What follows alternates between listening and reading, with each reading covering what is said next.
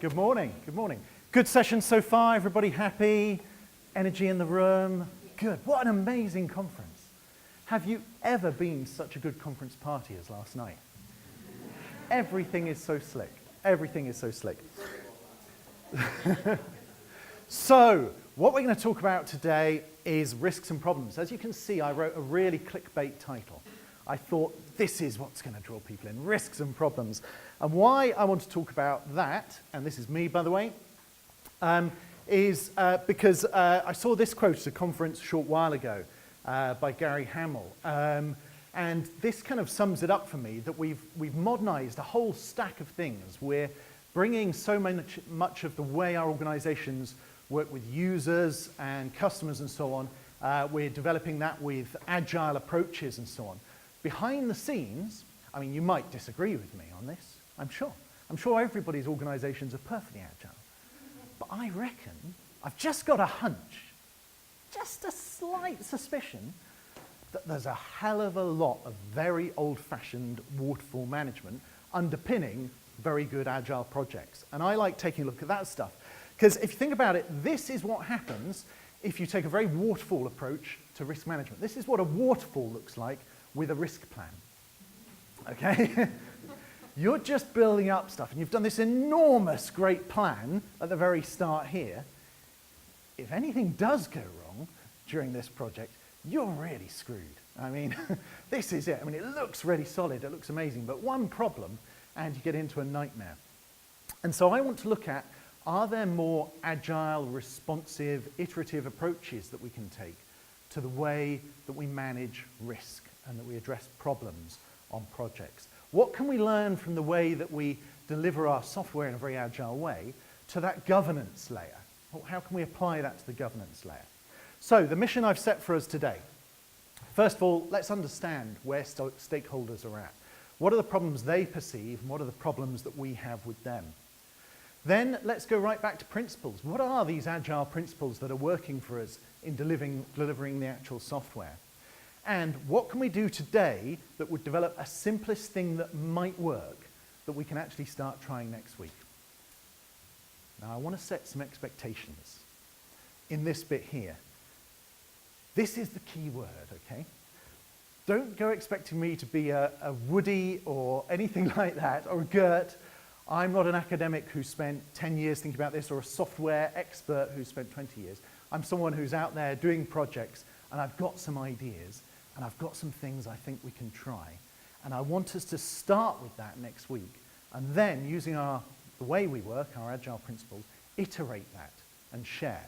So we're going to start really simple. I've just got some really simple ideas.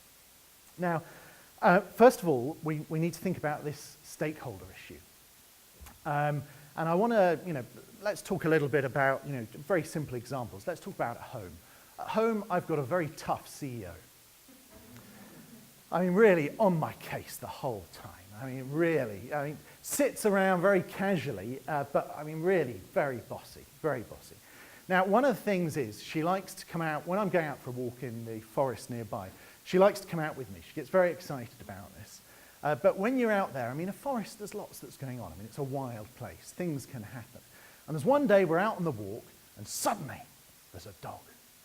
This dog comes out of nowhere, down the path. The owner doesn't have it on a lead, and this dog is bounding towards her. We get home, step into my office. That must never, ever happen again, she says. What went wrong? Why was this not planned for? Why didn't you have a scenario where there might be a dog without a lead?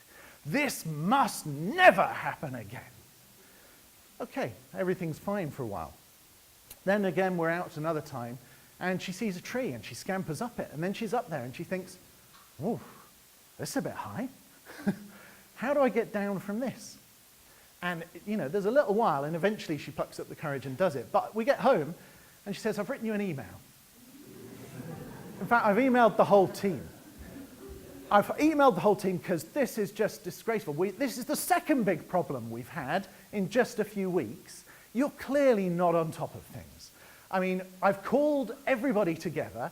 We're going to have weeks of meetings about this, and I want stacks of documents to make sure this must never happen again.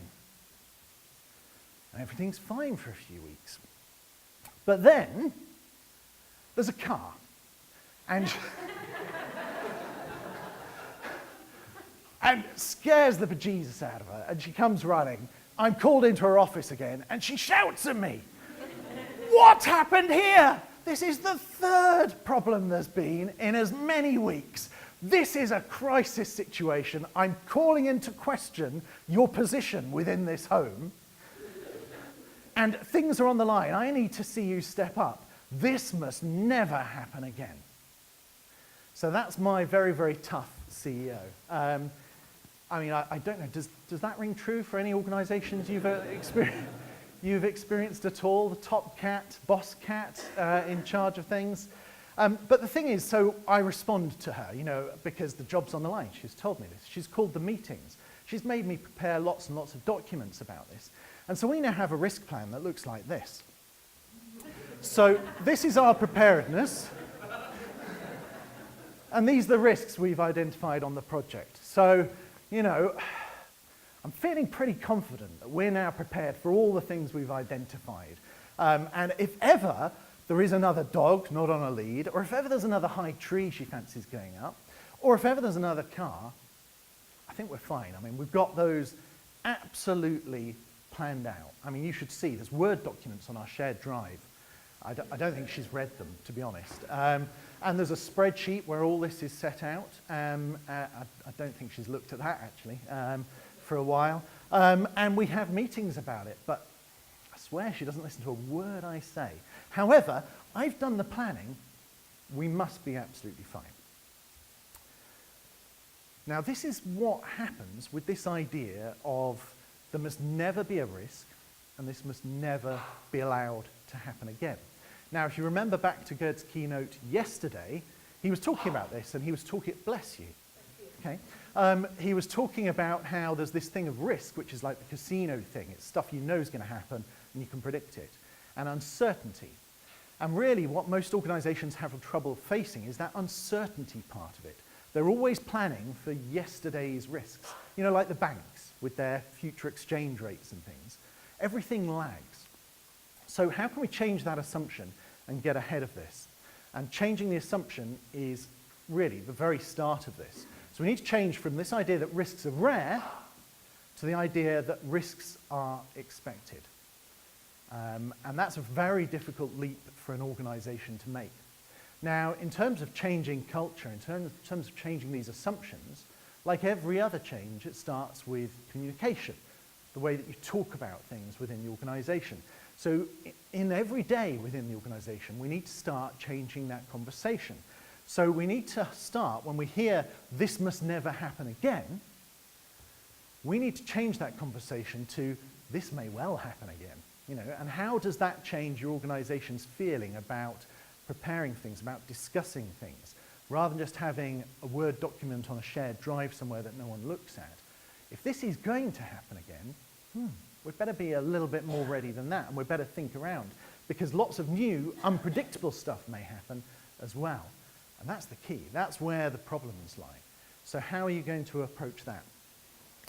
Now, in trying to understand the stakeholders and why they focus on the, you know, risk must never happen, this must never be allowed to happen again, I think we need to understand where they're at in their heads. I mean, because I think a lot of it comes from a fear response. You know, that fight or flight, that real base human nature. And to help us understand that, I want to introduce this guy. A lot of you will know his work, of course. He's very famous, Arthur C. Clarke. And he wrote this book, Profiles of the Future. And within that, he set out 3 rules for sort of innovation, for technology, for science. And it's the third one of those that I want to focus on. And that was this: any sufficiently advanced technology is indistinguishable from magic. And this is what makes things particularly hard for us, okay, in the industry that we're in.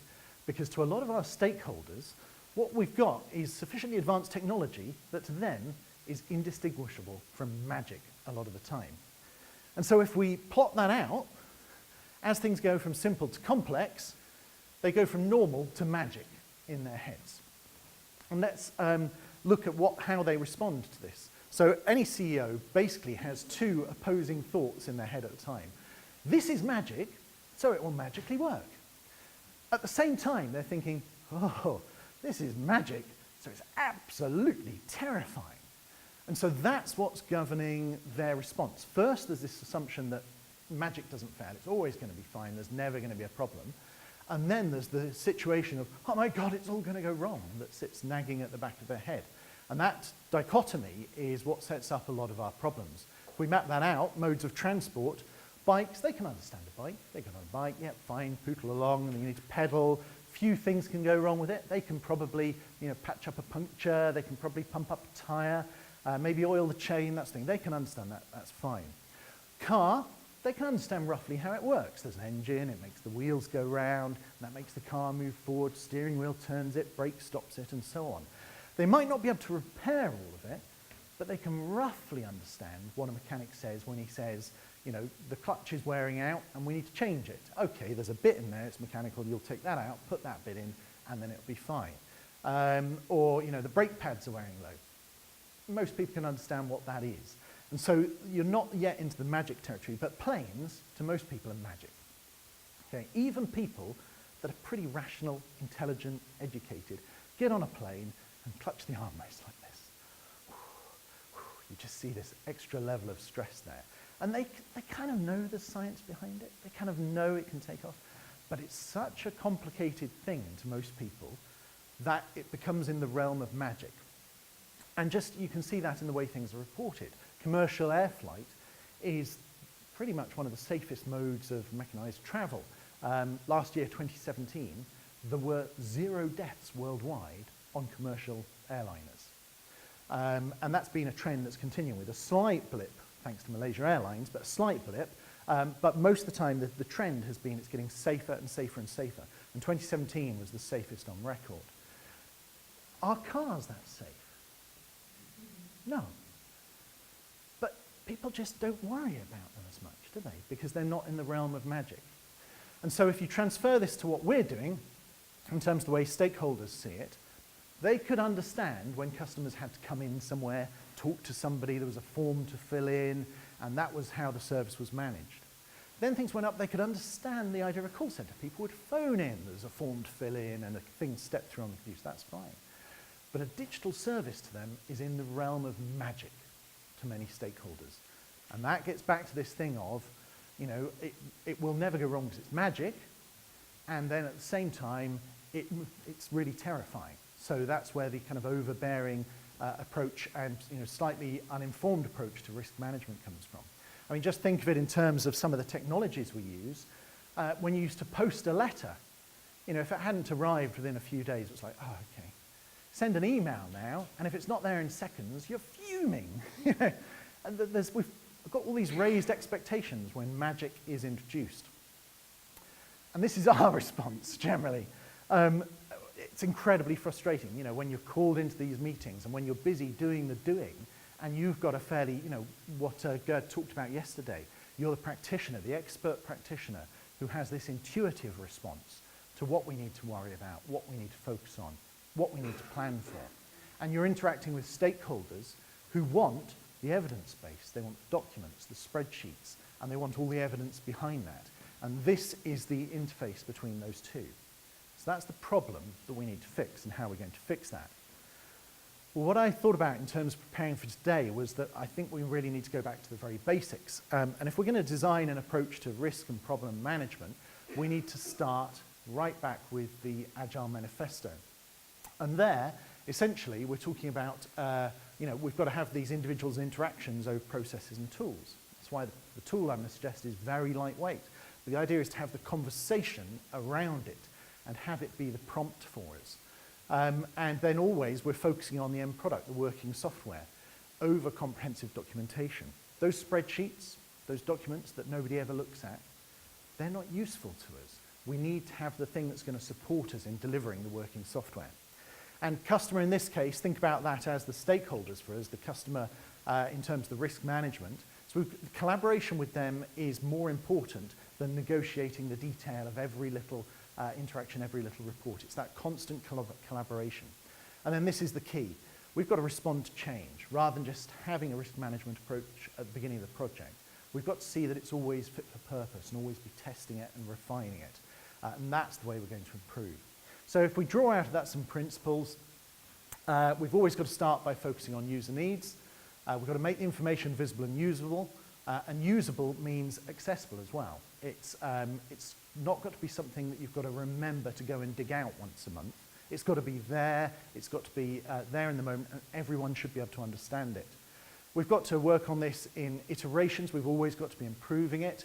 And we've got to be experimenting with this. And so there should never be that big, dam that's waiting to burst. There should be lots of small experiments with risk, and then reviewing and planning all the time our risk approach. So let's go back into the executive's head, the stakeholder's head. Generally, what you find is they've had a big failed project in the past. They've had something terrible that's happened, and they've had that response of this must never be allowed to happen again. And at the same time, they observe people working, and silly little mistakes happen. So this was taken outside a hospital in Birmingham, taken from someone's flat across the road. Sorry for poor picture quality, but essentially what you've got is some workmen, and they've been called in. This is an area of the hospital here, and they had a big problem with people parking on the pavement there, and they wanted to stop that. So they got these workmen to come in and install the bollards.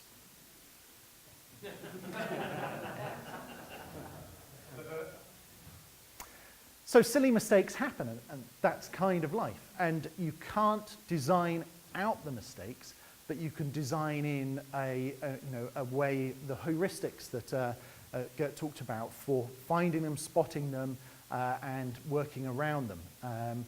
But yeah, they had apparently quite a while until they realized they had to dig out one of these again in order to get the van out. So what happens, executives respond by making rules. And they put up all these instructions and signs everywhere, we've got to make rules for this and more rules. And then those rules don't get obeyed, so they up the rules. And it gets harsher and harsher. And then there's rules for everything. There's every tiny thing that's ever gone wrong. Let's really amp up these rules and make them ever, ever stricter. Well, people still are doing something wrong. Let's penalize them.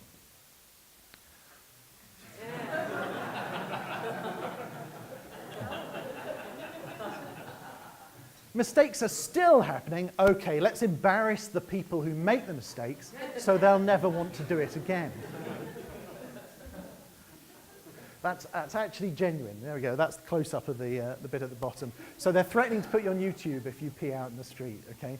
So, but executives have that thing of they will call somebody out. They will, let's embarrass people that make mistakes. That will make them never want to do it again.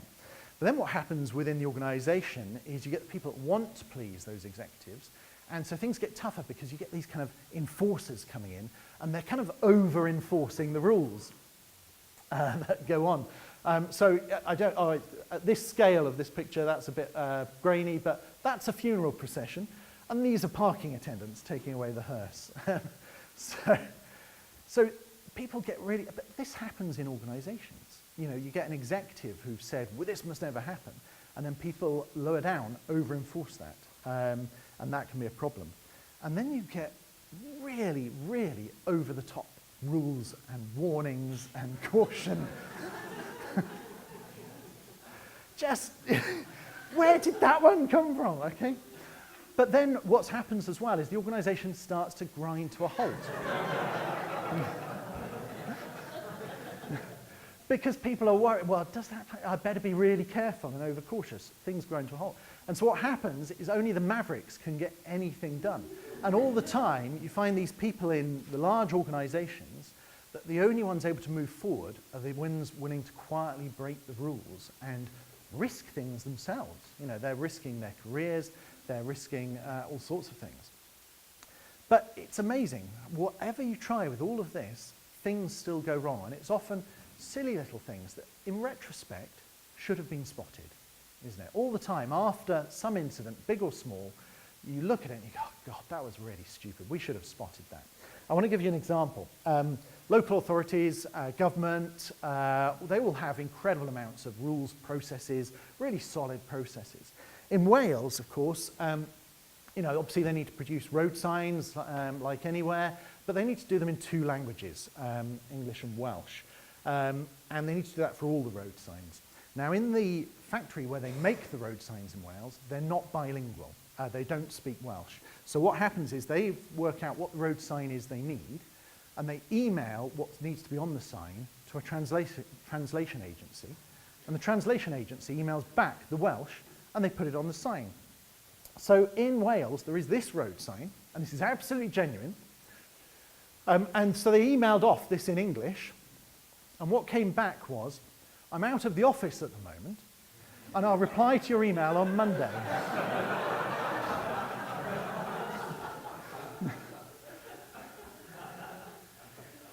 Now, could that have been prevented? In retrospect, yes. But it's those kind of silly things that build up. Can we be sure that when we're doing risk preparation and risk management in an organization, that there will never, ever be any silly mistakes like this? Can anyone right now put their hand up and promise that their organization will never, ever make a silly mistake like that? Right, exactly. We're all in agreement. So, why is it that the stakeholders do, and how are we going to deal with that? And also, why is it that we don't learn this? Well, one of the problems is that, when an incident happens, rather than kind of analyze it and learn from it, people want to move on a bit too quickly. And that, they don't really want to learn the lesson.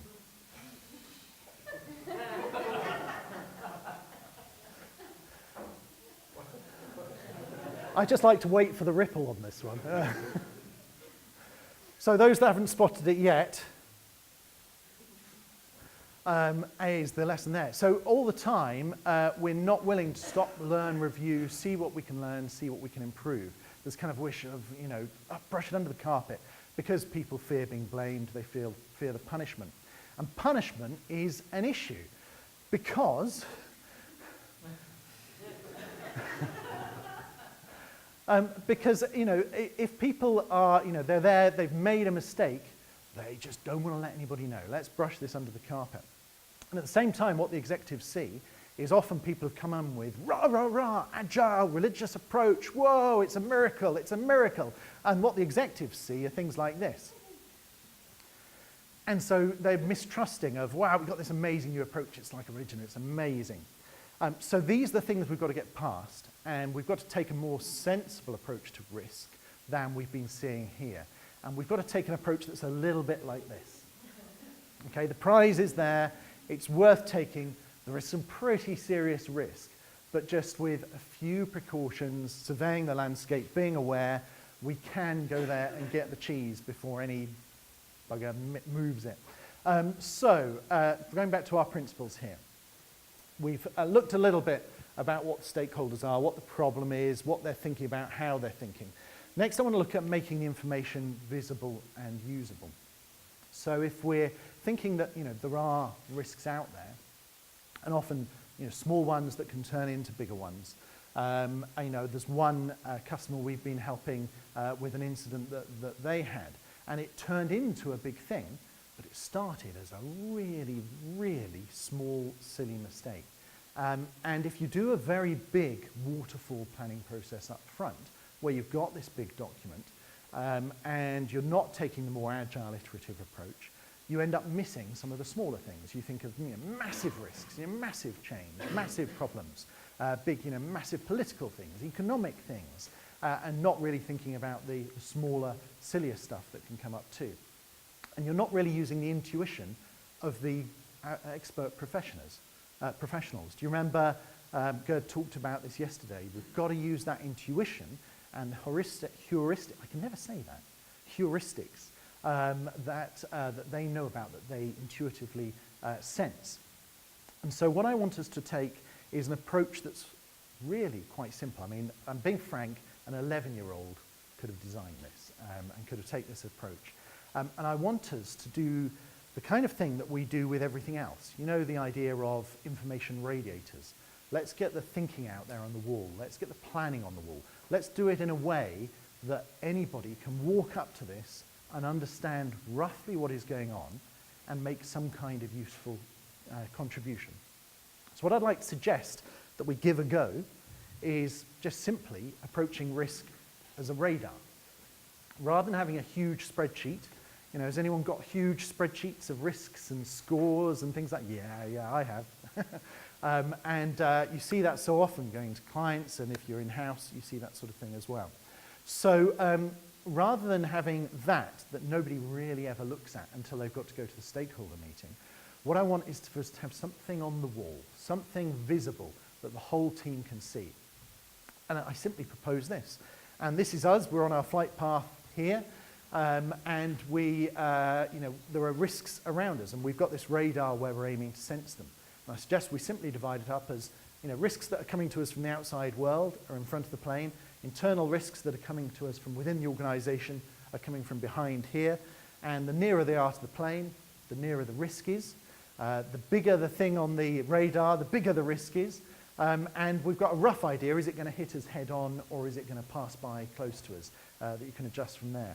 So let's try this out in a really simple way, looking at some of the risks that maybe the organisers of this conference start to take a look at. Violation of code of conduct.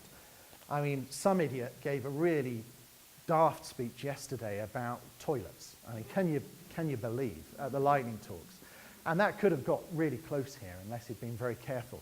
So they've got this risk on the chart there, and that can go in there somewhere, coming from external, coming from the speakers. Then bad weather. I mean, this is a conference that's quite dependent on us being able to eat outside, being able to go to the beach. So that could be an external risk that comes on and could go head on towards the event.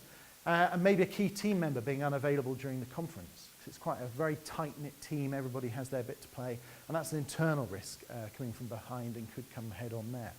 So let's just use those three. There'll be more there for that. And just some risks there. And then over time, when you're regularly checking in, and you might choose to do this weekly, you might do it as part of your stand-up each day, just is there any movement in these risks? And you might update that over time, that suddenly you get an updated weather forecast, looks like that one's going to pass you by. You hear there's some idiot going to talk about toilets, so you move that one a little bit closer. Maybe this one gets a bit closer and more head-on because you hear about, somebody's broken a leg or something like that. So all the time you can be having this discussion, and now anybody can walk up to this board and just start having that conversation. Because rather than a huge document, rather than a huge spreadsheet, the idea here is just like with user stories, we've got a placeholder for a conversation. And it's the conversation that is going to be important here. And so the team can regularly meet around this, stakeholders can come up and you can talk them through it. And what you're interested in is the movements. So you can talk about where this has moved. Maybe in a future iteration of it, you even want to draw a little line where it's moved from. And you can track the progress of it around the board. And when it's no longer a risk, take it off, put it to the side, or screw it up, throw it away. And just have a really visible information radiator of where the risks are. So it's as simple as that. You don't need anything flashy. Draw those circles on a whiteboard and just start trying it out. It's something that we can try next week. I've tried it on a couple of small things and it's worked pretty well. Larger projects can be difficult to persuade the stakeholders to give up the spreadsheet, but maybe you can have this with the team for a while until stakeholders get used to it and start trying it out. So we've got some way of a simple, small experiment that we can try and iterate from there. And the key with this is, when you've got a great big plan, you only know you've got the value out of it at the end. With our approach, we want the agile approach, and we want to make sure that this risk conversation is happening with the team as well, not just with the stakeholders. Because by having it there and us all gathering around it, we're discussing stuff and we're learning stuff that can feed into the daily decisions around developing the product. Make risk part of the project, not just a governance layer that sits across the top of it. And then you can get this value being delivered throughout the project. And the other thing to realize is, these little things here are small changes that can be made to the product. And small changes in software are easy. It's very easy to just make a little shift and improve things along the way. Now, the next thing I want to talk about is, when you're talking with the team, they're used to risks and risk management being quite a stakeholder thing, and the risks that get presented normally are a bit too distanced from the project. I mean, A lot of the time it's to do with organizational risks and so on. And one of the things I found very useful is just to focus on it as problems. Let's just be really frank. Let's just be clear in our language. What are the problems that could arise? And talk about that. And relating those problems to what you're trying to achieve. So we use this in the way that we run our company. And we're very clear, each quarter there are 3 things that we're wanting to achieve to improve the way we run our organization. And each time we plan those 3 things at our quarterly retreat, we then have a couple of hours with the team where we're saying, based on the fact we want to achieve these 3 things, what are the problems that stand in our way that mean we might not achieve them?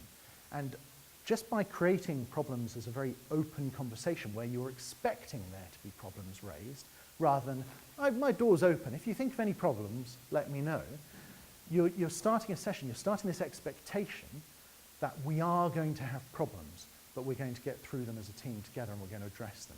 So actively set out that time to say, this is where we're going, this is what we want to achieve. Now, you're the experts. What are the problems that stand between us and where we're going? And you'll generate a whole load of them, and there'll be some of them that you want to put up on the wall. So that's kind of at the simple level, some things to go away and start thinking about next week. But I want to think about some things just that step beyond. Now, some of you may have heard this term anti-fragile. I think Gert mentioned it yesterday. It comes from this book here. Fantastic book, highly recommended, quite dense, but it is worth a read and it's worth sticking with.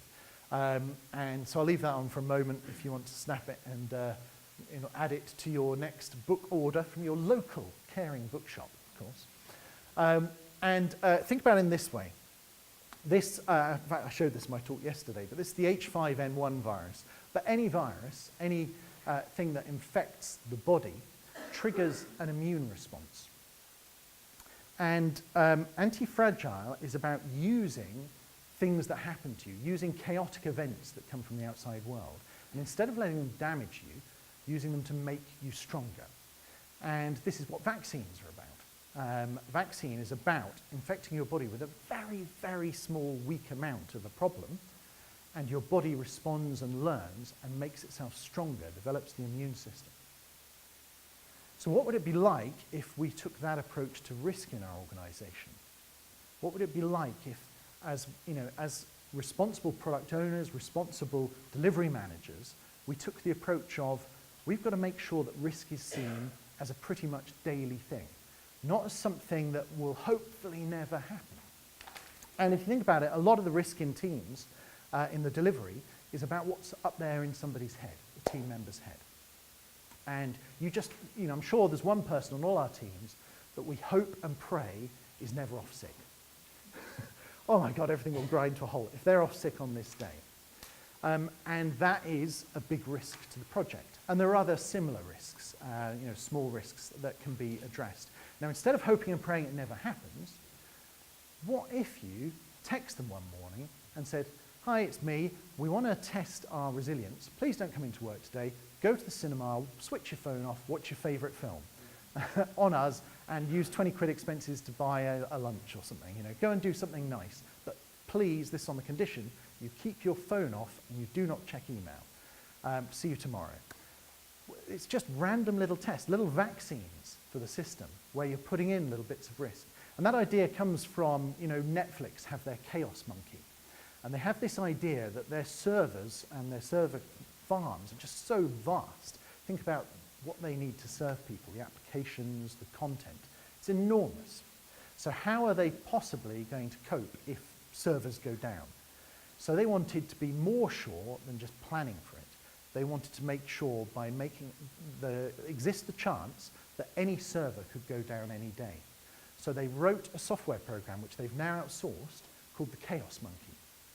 And that Chaos Monkey is just a bit of software that randomly goes and switches off Amazon instances in their server network. And so their engineers developing their system know that at any moment, one of the servers could just be killed. And not that it's a random chance event that maybe will never happen, but that it's a guaranteed event. It is going to happen. So therefore, what can we do to be a bit more resilient to it? This term is anti-fragile.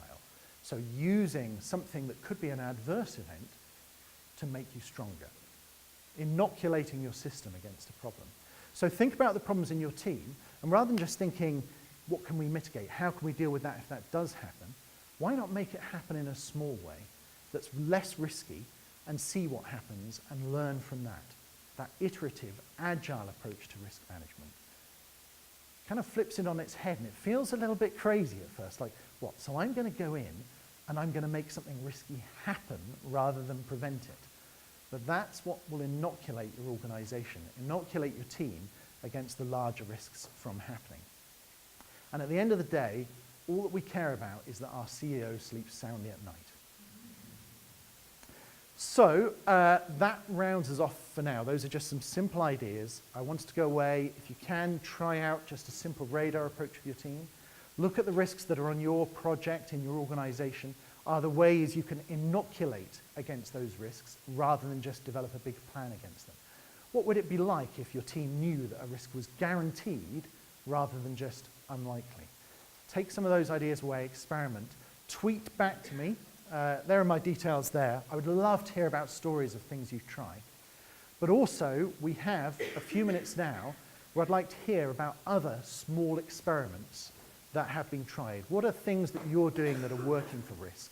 And also, if you have questions that you want to raise about this, we have about 8 minutes. So I think we have enough time for 3 or 4 people to talk. Who wants to be first with either an example of something good they're doing or a question about some of this? My radar is scanning the room. This gentleman here. I just want to say I think that's a brilliant idea. Thank you.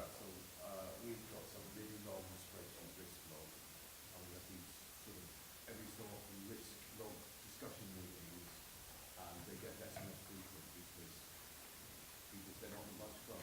Very exciting. So Yeah. I think that's brilliant. Thank you very much. Any small ideas people are trying? This gentleman. Yeah, I'm a data scientist, and it's really interesting to think about risk, because from the point of view of analysing data and recommending things, we often assume there's a mistake in the analysis and then kind of work backwards. It's an interesting comment, but actually a lot of what you're talking about is organisational thinking and data. Well, a lot of that can be applied to data science and data analysis as well. Great. Good feedback. Thanks. For anyone who didn't hear that, this chap's a data scientist, and he thinks there's a lot of crossover between what can be applied to teams, because when they spot an anomaly in the data, they assume there's a mistake and they work back to try and find the cause. Is that right? Good summary also for the video. Okay, one more before we wrap up and it's lunchtime. Any last suggestion, question? Okay, this lady, second lady there was first up with the hand. We do something a little bit like your example of trying to make the risk happen in a small way with a pre-mortem. So at the start of a project, we all get in a room, key stakeholders and everyone, and I say, imagine the product failed, what happens? And rank all of those things on stickies. It gets people a little more creative than just saying, what are the risks? Yeah. Yeah, that's a great idea. So again, for the video, she was suggesting what they do in their organization is have a pre-mortem. They get people in a room and imagine an end state where there has been a failure, and then they say, well, what happened in this failure? And so they imagine this situation. And again, that could be put up on that radar chart there. Okay, there was one more from this lady here. If it's a quick one, go for it. Well, I just wondered, I really like the idea of playing for labour. I just wondered whether you had different ones for the team, that maybe for stakeholders or partner organisations. I think as with the board of user stories, you know, everything that you're having, there should be one version of it, because otherwise things get lost in translation. If you have one for the stakeholders and one for the team, then really what you're doing is you're risking stuff falling in between the cracks, where someone thinks that's the stakeholder's responsibility or someone thinks that's the team's responsibility, or there isn't visibility across things. Now what you may choose is you may have that as part of retrospectives, where it's just the risk that's contained in the team, but for the risk that's for the product, it should be visible to everybody. Okay, I'm afraid there are a few more hands up, but that's pretty much all we've got time for. It's time for lunch. Thank you very much for coming along today. Enjoy the rest of the conference.